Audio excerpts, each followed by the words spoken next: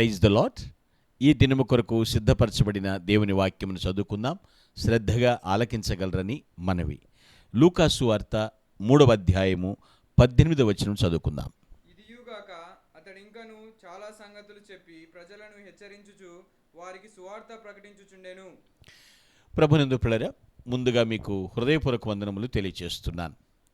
John the బాప్టిస్మం ఇచ్చి యోహాను ఇక్కడ చేస్తున్న పనిని మనం చదువుకున్నాం. చాలామంది అతను బోధలు విని ఇతనే మెస్సియా ఏమో అని కూడా అనుకున్నారు. ఆ పై వచనాల్లో క్రీస్తై ఉంటాడేమో అన్నట్లుగా అనుకున్నారు. ఎందుకంటే పైకి అనలేకపోయినా వాళ్ళ హృదయాల్లో భావించినట్లుగా వాక్యం సెలవిస్తుంది. అయితే బాప్తిస్మం ఇచ్చి యోహాను ఎప్పుడు కూడాను తను హెచ్చించుకోలేదు. క్రీస్తు విషయంలో వచ్చినప్పుడు కూడా నేను ప్రభు యొక్క చెప్పులు వారు విప్పుటకు కూడా యోగ్యుడును కాను అన్నాడు. అంతగా తను తగ్గించుకున్నాడు. అంటే ఎక్కడ హెచ్చాలో ఆయనకి తెలుసు, ఎక్కడ తగ్గాలో కూడా ఆయనకి తెలుసు. మనుషులు చెప్తారు నేను ఎక్కడ హెచ్చాలో ఎక్కడ తగ్గాలో, కానీ ఇక్కడ భక్తుడు బాప్తిస్మం ఇచ్చి యోహాను చూస్తే పిల్లరా ఉన్నట్లుగా మాట్లాడేవాడండి. నెక్స్ట్ ఏం జరిగినా సరే కానివ్వండి, నేను మాత్రం ఉన్నట్లుగా చెప్పాలి అనే తత్వం బాప్తిస్మం ఇచ్చి యోహానుది. అందుకే సర్ప సంతానమా అని కూడా పిలుస్తాడు.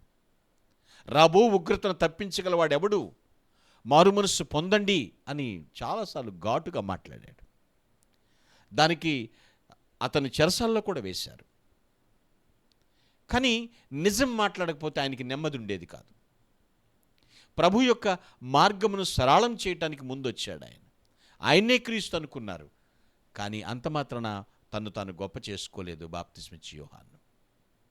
ఇక్కడ చదువుకున్న వచనంలో చూస్తే పిల్లరా, అతడు ఇంకనూ చాలా సంగతులు చెప్పి, అంటే ఏమిటి, ఎంత చెప్పినా కూడా ఇన్కంప్లీట్ అన్నట్టుగా, అసంపూర్ణం అన్నట్లుగా ఇంకనూ సంగతులు చెప్పి. చూడండి, ఒక మాట అర్థం కాకపోతే ఇంకో రకంగా దాన్ని చెప్పడం, ఇంకొక ఎగ్జాంపుల్ చెప్పటం, అతనికి అర్థమయ్యేటట్లుగా, అర్థమయ్యే భాషలో చెప్పేటట్లుగా ఇంకను చెప్పటం మాత్రమే కాదు పిల్లరా, అక్కడ చూస్తే చాలా సంగతులు చెప్పి హెచ్చరించుచు. మీరు వార్నింగ్ అనండి, కమాండ్ చేయటం అనండి. కొంతమందికి హెచ్చరికలు ఇష్టం ఉండదు. ఎదుటి వాళ్ళు చెప్తే నువ్వెవడో నాకు చెప్పడానికి అంటారు, నీకేం రైట్ ఉందో నాకు చెప్పడానికి అంటారు, నువ్వు నన్ను పోషిస్తున్నావా, నాకు జీతం ఇస్తున్నావా అంటారు. అరే బాబు, నీ బాగు కోసం చెప్తున్నానయ్యా, అమ్మ నీ మంచి కోసం చెప్తున్నానంటే who are you, how dare you are, నోరు పారేసుకుంటారు. హెచ్చరికలు తీసుకోవాలి. హెచ్చరించినప్పుడు ఎస్, దేవుడు నన్ను ఈ రూపంలో నన్ను ఆపుతున్నాడు, నన్ను గద్దిస్తున్నాడని ఎందుకు పాజిటివ్ మైండ్ సెట్తో థింక్ చేయట్లేదు, ఆలోచించట్లేదు? హెచ్చరికలు. భక్తులకి పేర్లు కూడా బర్నబా హెచ్చరిక పుత్రుడు అని పేర్లు పెట్టేవారు. హెచ్చరికలు వస్తాయి. ఇప్పుడు తుఫాను వచ్చినప్పుడు ప్రభుత్వం హెచ్చరిస్తారు, పిడుగులు పడుతున్నాయి హెచ్చరిస్తారు, బయట పలానా పరిస్థితులు ఉన్నాయి జాగ్రత్త హెచ్చరిస్తారు. తీసుకోవద్దు, తీసుకోకపోతే ఏమైపోతాం, మనమే నాశనం అయిపోతాం. ఇక్కడ దేవుడు తన దాసుని ద్వారా హెచ్చరిస్తున్నాడు. చాలా సంగతులు చెప్పారు. ఆ సంగతులు ఏమి చెప్పినా సరే అంతా కూడా బుట్టదాఖలు చేసాం అనుకోండి, హెచ్చరికలు వస్తాయి. ఎస్, హెచ్చరించటం. కొన్ని ప్రాంతాల్లో కొంచెం గట్టిగా చెప్పు మాట్లాడాలతో దాని బదులు ఏమంటారో తెలుసా, కొంచెం హెచ్చరించు, నువ్వు పెద్దోడుగా హెచ్చరించు అంటారు. నొక్కి చెప్పు. ఎందుకని, ఏ రూపంగా చెప్పినా నీకు అర్థం కావట్లేదు కాబట్టి హెచ్చరిస్తాడు దేవుడు. ఎవరి ద్వారా వచ్చి హెచ్చరిస్తాడో నువ్వు ఒక్కసారి నువ్వు రివ్యూ చేసుకో, సద్విమర్శ చేసుకో, సమాలోచన చేసుకో. నన్ను ఎందుకు వీళ్ళు ఇలా మాట్లాడుతున్నారు, నేను చేసిన దానిలో ఏంటి, ఎక్కడ లోపం ఉంది, నీకు అర్థమైతే వెంటనే దిద్దుకో,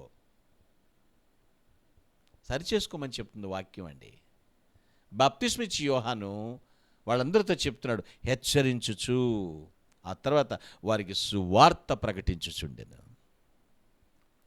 యేసుక్రీస్తు పుట్టుక ఎందుకో, ఆయన మనిషిగా భూమి మీద జీవించిన జీవితం ఎందుకో, ఆయన సిలువ ఎందుకు, ఆయన మరణం ఎందుకు, ఏం జరగబోతుందో ప్రతి ఒక్కటి కూడా సువార్తను ప్రకటిస్తున్నాడు. గుడ్ న్యూస్, గాస్పెల్ ప్రకటిస్తున్నాడు. సంగతులు చెప్పిన అర్థం కాదు, హెచ్చరించినా కొందరికి అర్థం కాదు, సువార్త అర్థం కాదు కొందరికి. ఇదేదో పెద్ద మత మార్పిడిలాగా మీద పడిపోతూ ఉంటారు. పిల్లరా, మనము యథార్థంగా జీవించాలి, నీతియుక్తంగా జీవించాలి, ధన్యులుగా జీవించాలి. కాబట్టి హెచ్చరికలు తీసుకోవాలి. నా దారి రహదారిని ముందుకెళ్ళిపోవడం కాదు, హెచ్చరికలు ఉంటాయి. రోడ్డు మీద ప్రయాణం చేస్తున్నప్పుడే వార్నింగ్స్ ఉంటాయి. కాషన్ అంటాడు, అక్కడ హెచ్చరిక అంటాడు. నీకు అన్ని సంగతులు తెలిసినా స్పాంటేనియస్గా కొన్ని హెచ్చరికలు వస్తూ ఉంటాయి. నువ్వు రిసీవ్ చేసుకోవాలి, వాటిని తీసుకోవాలి, సువార్తను అర్థం చేసుకోవాలి. క్రీస్తు జన్మకు కారణం ఏమిటి, క్రీస్తు జీవిత విధానంలో ఉన్నటువంటి ఆ రహస్యం ఏమిటి, ఆయన సిలువను అధిరోహించటంలో ఉన్నటువంటి అంతరార్థం ఏమిటి, ఆయన పునరుద్ధానం యొక్క ఆ పవర్ ఏమిటి, ఆయన ఆరోహణం యొక్క ఆంతర్యం ఏమిటి, సువార్త వినాలి. ఇస్కరియోతు యోధ విన్నట్టున్నాడు, నాశనం అయిపోయాడు. ఇక్కడ జాన్ ద బ్యాప్టిస్ట్, బాప్తిస్మ ఇచ్చి యోహాను హెచ్చరిస్తూ మాట్లాడుతున్నాడు. ఎక్కడా హెచ్చిపోలేదు, కానీ ప్రజలను ఉన్నట్లుగా హెచ్చరిస్తున్నాడు. కుటుంబ యజమాని కుటుంబాన్ని హెచ్చరించాలి, గాడిలో పెట్టాలి, దారిలో ఉండాలి. లేదంటే దారి తప్పిపోతారండోయ్, త్రోవ తప్పి తిరిగిపోయి ఎక్కడికి పోతారు, అరణ్యం పాలైపోతారు. సువార్త నీకు అర్థమైందా? సువార్త నీ దగ్గరికి వచ్చిందా? ఎలా అర్థం చేసుకున్నావు? ప్రభువు పరాయవాడు కాదు, ప్రేమామయుడు. శిక్షించేవాడు కాదు, రక్షణకర్త. ఎల్లప్పుడూ కోపించేవాడు కాదు, కరుణామయుడు. ఆయన గురించి ఎంతో గట్టిగా ఘంటాపదంగా చెప్తున్నాడు బాప్తిస్మ ఇచ్చే యోహాను. కానీ అర్థం చేసుకునేటువంటి మూర్ఖులు అతని చెరసాల్లో వేశారు, శిరస్సుని నరికారు, బంధించారు, శిరచ్ఛేదనం చేశారు. హతసాక్షులు. ప్రభు వెళ్తుంటేనే లోక పాపమును మోసుకుని పోవు దేవుని గొర్రెపిల్ల అని ఓపెన్ స్టేట్మెంట్ ఇచ్చాడు. ప్రియ దేవుని బిడ్డ, సంగతులు విను, దేవుని సంగతులు ఇవి. హెచ్చరికలు స్వీకరించు, సువార్తకు చోటివ్వు. ప్రభు యొక్క ప్రేమ నిన్ను నింపునుగాక. Amen. Please all close your eyes. I will pray for you. ప్రేమామయుడా, కరుణానిధి, నీకు స్తోత్రములు చెల్లిస్తున్నాం. ఏ ఒక్కరు నశించుట నీకు ఇష్టం లేదు నాయన. మా కోసం ప్రాణమిచ్చిన దేవా, నిన్ను ప్రస్తుతిస్తున్నాము.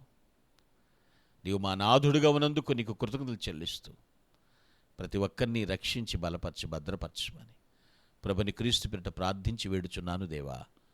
ఆమేన్. Glory to God. Thank you and all. My God bless you.